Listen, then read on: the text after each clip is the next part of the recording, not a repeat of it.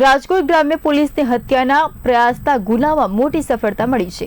Shapar Veraval police station વિસ્તારમાં આવેલા પારડી ગામે નોંધાયેલા હત્યાના પ્રયાસમાં કેસમાં 25 દિવસથી ફરાર મુખ્ય આરોપીને ઉત્તરાખંડના હરિદ્વારથી ઝડપી પાડવામાં આવ્યો છે। ટેકનિકલ સર્વેલન્સ અને હ્યુમન સોર્સના આધારે પોલીસે સફળ ઓપરેશન પાર પાડી આરોપીને કાયદાના હવાલે કર્યો છે। આ કેસમાં એક કિશોર પણ કાયદાની જોગવાઈ મુજબ પકડી લેવામાં આવ્યો છે, જ્યારે સમગ્ર મામલે વધુ તપાસ ચાલુ છે।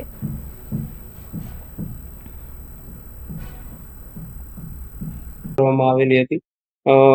નાયબ પોલીસ મહાનિરીક્ષક શ્રી નિલીપભાઈ સાહેબ તેમજ રાજકોટ ગ્રામ્ય એસપી શ્રી વિજયસિંહ ગુજ્જર સાહેબની સૂચના અન્વયે સાપર પોસ્ટના પીઆઈ રાણા ના માર્ગદર્શન નીચે જુદી જુદી ટીમો બનાવી આ કામના આરોપી નાસ્તા ફરતા હોય જેઓને પકડી પાડવા સૂચના આપવામાં આવેલી હોય, જે અનુસંધાને સાપર પોલીસ સ્ટેશનના કોન્સ્ટેબલોને જુદી જુદી જગ્યાએ લોકેશન પ્રમાણે રવાના કરેલા હોય।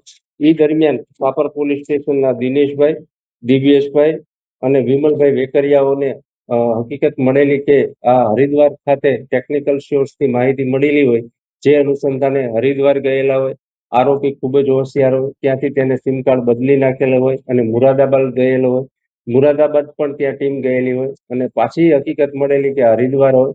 તેઓને Haridwar police station Haridwar railway station ખાતેથી આ પ્રવીણભાઈ ને એને રાઉન્ડ અપ કરી અને સાપર પોલીસ સ્ટેશનમાં